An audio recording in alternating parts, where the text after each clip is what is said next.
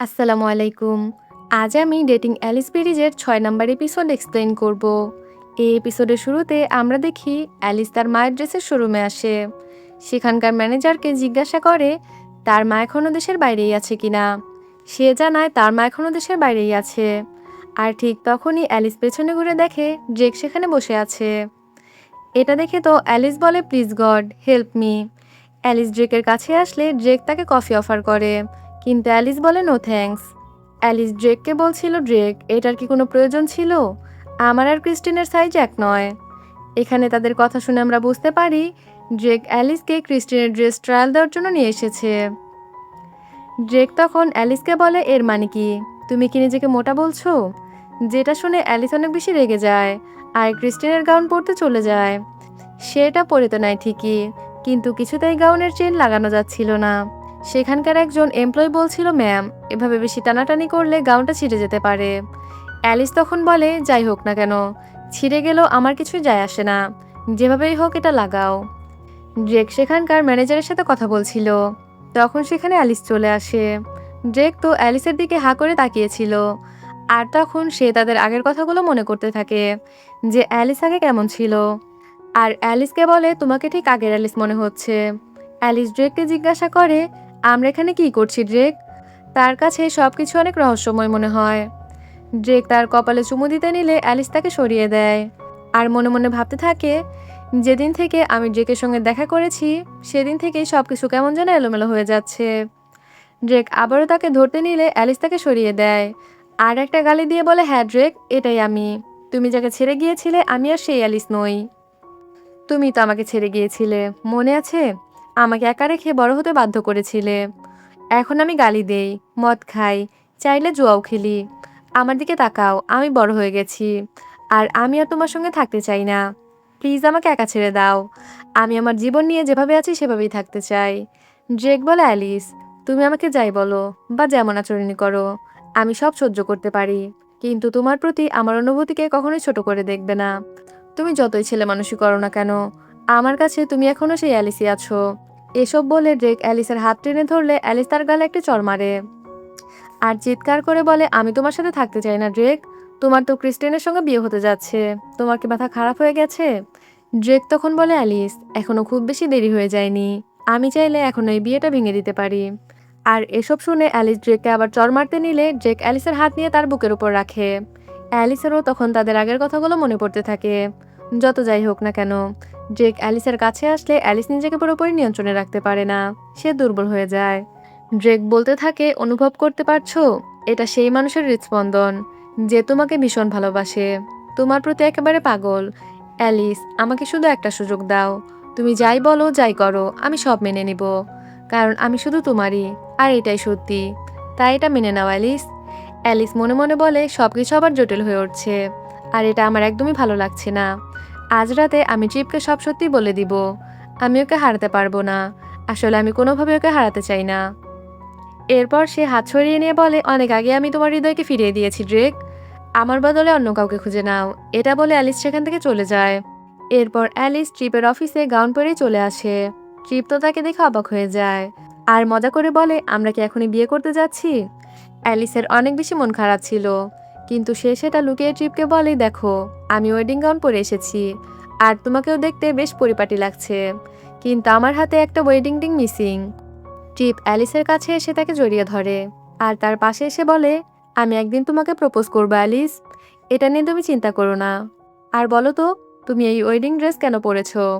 Alice বলে, তেমন কিছুই না, তোমাকে একটু দেখানোর জন্যই পরেছি। আর বলে, আমাকে কি সুন্দর লাগছে না? ট্রিপ অ্যালিসের দিকে তাকিয়ে বলে, তুমি সবসময়ই সুন্দর, তুমি অনেক বেশি অনেক বেশি সুন্দরী। এরপর ট্রিপ অ্যালিসের হাতে একটি চুমু খায়, কিন্তু অ্যালিস ভাবতে থাকে, আমার এত গিল্টি ফিল হচ্ছে কেন। এরপর সিন কাট হয়ে যায়, আমরা দেখতে পাই অ্যালিস ওয়েডিং গাউন চেঞ্জ করে ড্রেকের টি শার্ট পরে এসেছে। যারা সিজন 1 দেখেছো তারা তো এই টি শার্টটার সাথে বেশ পরিচিত। অ্যালিস ট্রিপের কাছে এসে বসে। ট্রিপ তাকে আবারও জিজ্ঞাসা করে, তুমি ওয়েডিং গাউন কেন পরেছিলে অ্যালিস? মানে তার কাছে ব্যাপারটা কিছুটা সন্দেহজনক মনে হয়েছে। অ্যালিস তখন বলে, তুমি কি সত্যি এটা জানতে চাও? ট্রিপ বলে, হ্যাঁ অবশ্যই, বলো কি হয়েছে। অ্যালিস মনে মনে ভাবে, যাই হোক, অন্য কারো কাছ থেকে জানার আগে আমার এই ট্রিপকে সত্যিটা বলে দেওয়া উচিত। অ্যালিস বলে মার্কো, এটা ড্রেক ছিল। যেটা শুনে ট্রিপ তার হাতের জারটা জোরে শব্দ করে রাখে। ড্রেকের কথা শুনে সে কিছুটা রেগে যায় আর জিজ্ঞাসা করে কি হয়েছে বলো। অ্যালিস বলে আই এম সরি মার্কো, ড্রেকই হচ্ছে ক্রিস্টিনের ফিয়ন্সে। আর বলে বিশ্বাস করো, তোমার কাছ থেকে এটা লুকিয়ে রাখার কোনো ইচ্ছে আমার ছিল না। আমি শুধু চাইনি আমাদের মধ্যে ঝগড়া হোক। প্লিজ তুমি রাগ করো না, আই এম সরি। ট্রিপ তখন বলে আমি তোমাকে অনেক বেশি বিশ্বাস করি, যদিও আমি ড্রেককে একটুও বিশ্বাস করি না। অ্যালিস তখন জিজ্ঞাসা করে তুমি আর ড্রেক কি কখনো কথা বলবে না। ট্রিপ তখন বলে 2 বছর অ্যালিস, এই 2 বছরে আমি কি একবারও তোমার দিকে এগিয়ে এসেছিলাম? আসিনি তাই না? আমি পুরো 2 বছর অপেক্ষা করেছি, তারপর তোমাকে ভালোবাসার প্রস্তাব দিয়েছি। আর এখন সে বলছে আমি নাকি তোমাকে তার কাছ থেকে ছিনিয়ে নিয়েছি, ওর সঙ্গে আমার আর কোনো কথা হবে না। অ্যালিস বলে ঠিক আছে, আমি বুঝতে পেরেছি। অ্যালিস ট্রিপকে হাসানোর চেষ্টা করে। ট্রিপের মন অনেক খারাপ হয়ে যায় আর সে মনে মনে বলে এটা শুরু হয়ে গেছে, আমি ঠিক এই ব্যাপারটারই ভয় পাচ্ছিলাম। ড্রেক আবার ফিরে এসেছে। এর পরের সিনে আমরা দেখতে পাই অ্যালিস রান্না করছে। তখন তার কাছে ক্রিস্টিনের কল আসলে সে কল কেটে দেয়। ট্রিপ পিছন থেকে এসে অ্যালিসকে জড়িয়ে ধরে আর আদর করতে থাকে। অ্যালিস বলে এখন যাও, রান্না শেষ হলে আমি তোমাকে ডেকে নিব। ট্রিপ তখন রুমে চলে যায়। অ্যালিস তখন ফ্রিজের কাছে আসলে সেখানে পালমা ফ্যামিলির রিউনিয়নের ইনভাইটেশন কার্ড দেখতে পায়। তখনই ট্রিপ পেছন থেকে এসে অ্যালিসকে ভয় দেখায় আর তার সাথে একটু দুষ্টুমি করতে থাকে। ট্রিপ অ্যালিসকে জিজ্ঞাসা করে তুমি কি রিউনিয়নে আমার সাথে যেতে চাও? অ্যালিস বলে আমি ভেবেছিলাম তুমি চাও না যে আমি যাই। তখন ট্রিপ বলে তোমার তো অলরেডি ড্রেকের সাথে দেখা হয়ে গেছে, তাহলে আর সমস্যার কি আছে। পরদিন আমরা দেখি অ্যালিস বারবার হাঁচি দিচ্ছিল, মানে তার ঠান্ডা লেগে গেছে। তাই সে মেসেজ করে যে আমি অসুস্থ হয়ে পড়েছি, তাই রিউনিয়নে আসতে পারবো না। এটা লিখে সে শুয়ে পড়ে। এরপর কেউ একজন তার কপালে জলপট্টি দিয়ে দিচ্ছিল। অ্যালিস চোখ খুলে দেখে এটা ড্রেক ছিল।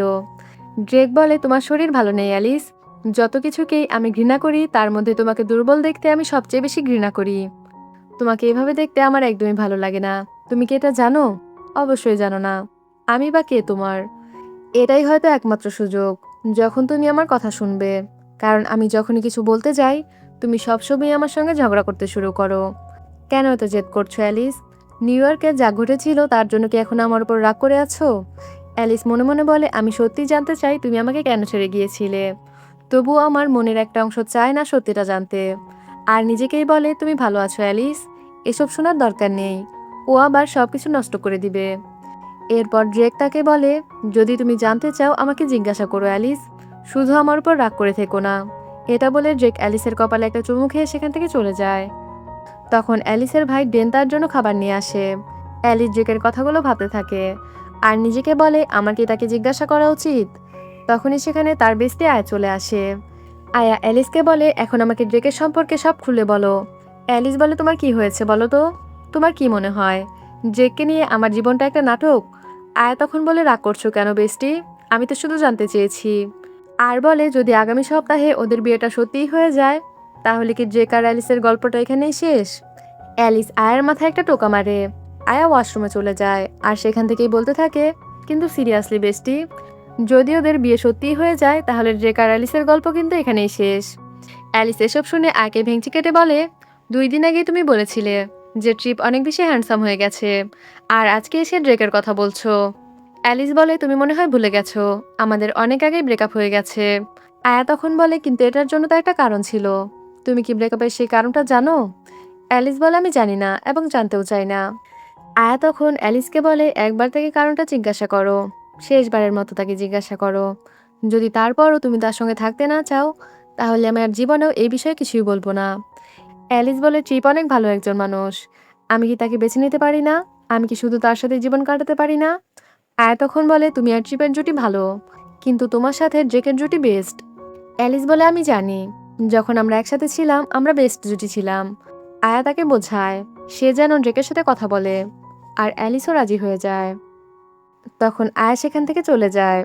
এরপর অ্যালিস ওয়াশরুম থেকে এসে দেখে ড্রেক তার রুমে বসে আছে। অ্যালিস তখন ড্রেককে বলে কি হয়েছিল বলো আমাকে।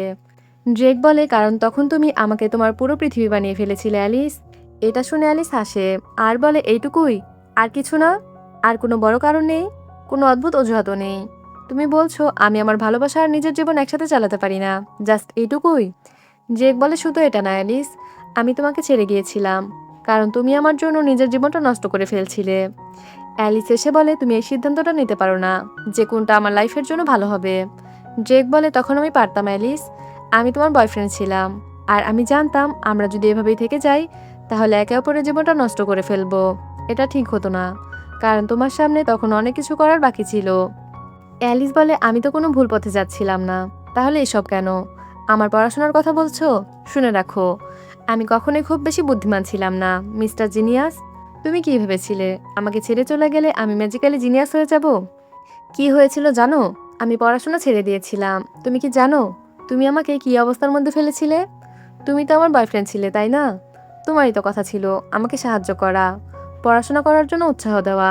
আমি নিউ ইয়র্কে ছিলাম, একদম একা, কথা বলার মতো কেউ ছিল না ড্রেক। তুমি কি মনে করতে পারো যেদিন আমি ওই ছাদ থেকে চলে গিয়েছিলাম, তুমি কি জানো আমি কতটা চেয়েছিলাম যে তুমি আমাকে থামাও? শুধু একবার বলো অ্যালিস তুমি যেও না। এটাই তো আমি শুনতে চেয়েছিলাম, শুধু ওই 3টা শব্দ, কিন্তু তুমি সেটুকু আমাকে বলনি। ড্রেক, তুমি কি কখনো বুঝেছিলে আমি তোমাকে কতটা ভালোবাসতাম? এতটাই ভালোবাসতাম যে আমি আমার বাবা মায়ের কাছে অনুরোধ করেছিলাম যেন তারা আমাকে থাকতে দেয়। তুমি কি সেটা জানতে? তুমি আমার সম্পর্কে আসলে কি জানো ড্রেক? তুমি শুধু সেই অ্যালিস জেরের প্যারিসকে চেনো যে তোমার প্রেমিকা হওয়ার জন্য সবকিছু করেছিল। এখন এসব বলার পর নিজেকেই খুব ছোট মনে হচ্ছে। হয়তো তোমার চোখে আমি এমনই ছিলাম, একটা ছোট কুকুরের মতো যে সব সময় তোমার পেছনে পেছনে ঘুরতো, তোমার একটা কথা বলার অপেক্ষায় থাকতো। তাই কি আমাকে অবহেলা করা তোমার জন্য এত সহজ ছিল? কারণ তুমি জানতে তুমি যাই করো, এমনকি কিছু না করলেও আমি তবুও তোমার পাশেই থাকবো। আমি তোমাকে বারবার ভালোবেসেছি ড্রেক, আর তুমি আমাকে ভেঙে দিয়েছো। আমাকে ছেড়ে চলে যাওয়াটা কি এতটাই সহজ ছিল তোমার জন্য? এটাই কি কারণ ছিল যে তুমি আমাকে ছেড়ে চলে গিয়েছিলে? সত্যি, তুমি অবাক করে দেওয়ার মতো একজন মানুষ ড্রেক। এরপর ড্রেক বলে I love you Alice. Alice মনে মনে ভাবতে থাকে প্রতিবার এমনটাই হয়, কিন্তু এবার আমি তার কাছে আর ফিরে যাব না। ড্রেক জিজ্ঞাসা করে তোমার বলা শেষ হয়েছে অ্যালিস? অ্যালিস বলে না ড্রেক, আমি তোমাকে নিয়ে কখনোই বলা শেষ করতে পারবো না, আর তুমি কখনোই এর শেষ শুনতে পাবে না। ড্রেক বলে তুমি আমার সাথে রাগ করো, আমাকে বকা দাও, অভিযোগ করো, তবুও তুমি আমার সাথে কথা বলছো, আর সেটাই আমাকে খুশি করার জন্য যথেষ্ট। ড্রেক উঠে এসে অ্যালিসের পাশে বসে আর বলে প্লিজ তুমি কান্না করো না অ্যালিস, আমি যখনই কিছু বলতে যাই তুমি কান্না করো, তাই আমি আর কিছু বলবো না অ্যালিস। অ্যালিস চোখের পানি মুছে বলে ঠিক আছে, আমি আর কান্না করব না, এবার বলো। ড্রেকও আসলে অনেক বেশি কান্না করছিল।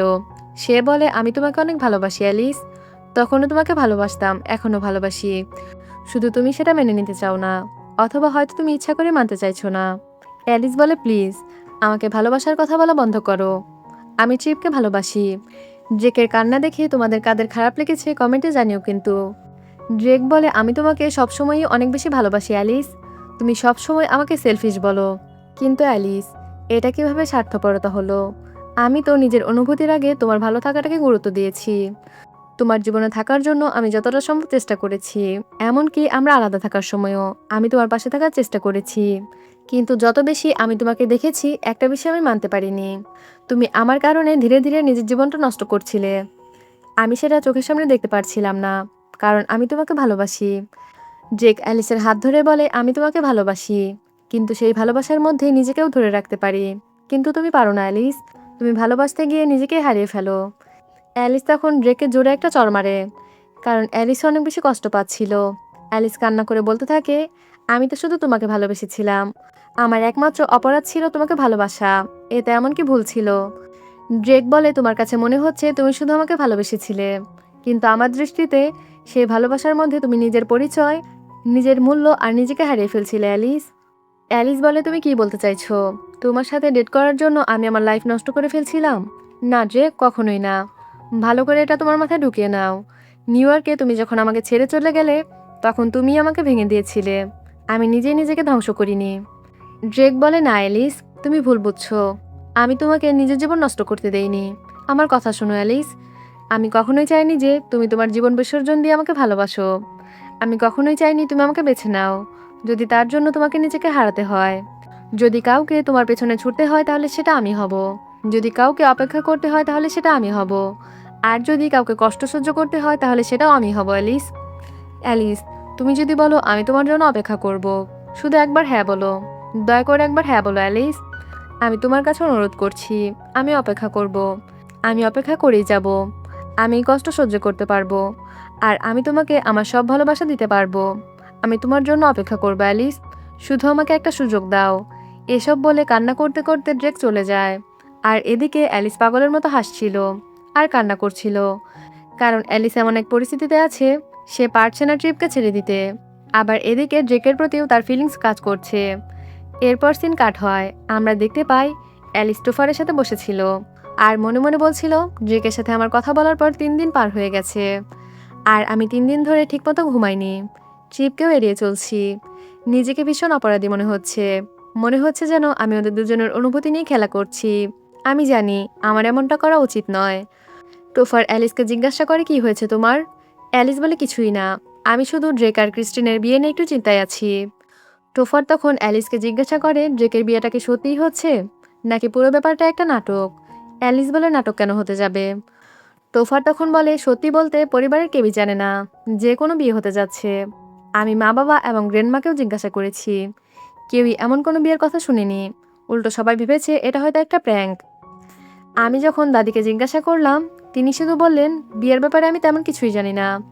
আমি শুধু এইটুকুই জানি, স্টিভ আমাকে বলেছে ড্রেক তার বিদেশে থাকা গার্লফ্রেন্ডের জন্য অপেক্ষা করছে। অ্যালিস তো টোফারের কথা শুনে আরও বেশি চিন্তায় পড়ে যায়। এরপর অ্যালিস ক্রিস্টিনের ওয়েডিং গাউন নিয়ে আসতে যায়। সেখানে তার সাথে আয়ার দেখা হয়। আয়া তাকে আবারও বোঝায়, কিন্তু অ্যালিস তার কথায় পাত্তাই দেয় না আর আয়াকে আরও কেন্টের কথা বলে জ্বালাতে থাকে। এরপর অ্যালিস সেই রিসোর্টে আসে যেখানে তাদের ওয়েডিং সেলিব্রেট হবে। সেখানে দাঁড়িয়ে সে টোফারের বলা কথাগুলো ভাবতে থাকে। সে বুঝতে পারছিল না যে আসলে কি হতে যাচ্ছে। তখন তার কাছে ট্রিপের কল আসে। অ্যালিস তখন ট্রিপের কথাগুলো ভাবতে থাকে আর সাথে সাথে তার ড্রেকের কথাগুলো মনে পড়ে। সে কী করবে বুঝতে পারছিল না। ট্রিপের সাথে কথা বলতেও তার গিল্টি ফিল হচ্ছিল। সে কল রিসিভ করে, কান্না জড়ানো কণ্ঠে বলে, I am sorry trip. Trip তো বুঝতেই পারছিল না কি হয়েছে অ্যালিসের। অ্যালিস শুধু বলে, আই লাভ ইউ, ওকে। এটা বলে কল কেটে দেয়। তখনই সেখানে ড্রেক আর ক্রিস্টিন চলে আসে। ক্রিস্টিন আর ড্রেক কথা বলছিল। ক্রিস্টিন বলে, আমি শুধু তোমাকে সাহায্য করার জন্য দেশের বাইরে গিয়েছিলাম। আর এই কথাগুলো অ্যালিস দরজার বাইরে দাঁড়িয়ে শুনছিল। ক্রিস্টিন আর ড্রেক ওই রুমে গাউন দেখতে আসছিল। তখন অ্যালিস দরজার আড়ালে লুকিয়ে পড়ে। ক্রিস্টিন গাউন দেখে বলে, ওয়াও, এটা তো অনেক সুন্দর হয়েছে।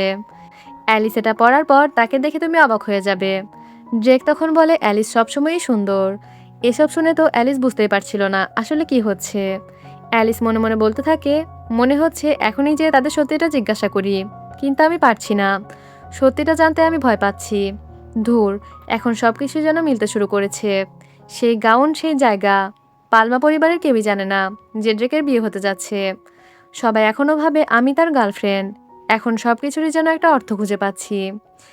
এরপর ক্রিস্টিন বলে, ড্রেক, আমি শুধু চাই তোমার পরিকল্পনাটা যেন উল্টো না হয়ে যায়।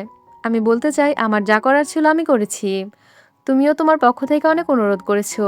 এখন সব কিছু অ্যালিসের উপর নির্ভর করে সে হ্যাঁ বলবে কিনা। আর আমি সত্যি আশা করি সে হ্যাঁ বলবে। আর তুমি অ্যালিসকে প্রপোজটা কবে করবে? এসব শুনে তো অ্যালিসের মাথা খারাপ হয়ে যাচ্ছিল। সে মনে মনে ভাবে, আমি ফিরে এসেছি মাত্র 1 মাস হলো, কিন্তু এর মধ্যেই এত কিছু হয়েছে। কখনো কখনো মনে হয় যদি আর ফিরে না আসতাম তাহলেই ভালো ছিল। অন্যদিকে ড্রেক ক্রিস্টিনকে বলে, আমি তাকে বিয়ের আগের দিন প্রপোজ করব। ক্রিস্টিন বলে, যদি সে এটা অ্যাকসেপ্ট না করে তাহলে কি হবে? ড্রেক কনফিডেন্স নিয়ে বলে, আমি জানি অ্যালিস হ্যাঁ বলবে। এর মাধ্যমেই আজকের এপিসোড শেষ হয়ে যায়। এরপর আমাদের ফ্ল্যাশব্যাকে দেখানো হয় যখন আয়া অ্যালিসের সাথে দেখা করতে এসেছিল, তখন তার সাথে ড্রেকের দেখা হয়। আয়া ড্রেককে বলে, তাহলে সত্যিই তুমি অ্যালিসের পেছনে লেগেছো? কী পরিকল্পনা তোমার ড্রেক? আবারও কি তুমি তাকে কষ্ট দিতে চাও? ড্রেক বলে, আমি চাই আমরা আবার এক হই। আমি তাকে এখন অনেক ভালোবাসি আয়া। ড্রেক তাকে সবকিছু বুঝিয়ে বলে আর বলে সে যেন অ্যালিসকে তার সাথে কথা বলতে রাজি করায়। আর এর মাধ্যমেই আজকের এপিসোড শেষ হয়ে যায়। আগামী এপিসোড আরও অনেক বেশি ইন্টারেস্টিং হতে চলেছে। এটা যেহেতু অনগোয়িং ড্রামা, তাই এটার প্রতি এপিসোড শুক্রবারে রিলিজ হয়। নেক্সট এপিসোড দেখতে চাইলে বেশি বেশি কমেন্ট করে জানাও। দেখা হবে পরের এপিসোডে। সে পর্যন্ত ভালো থাকো। আল্লাহ হাফেজ।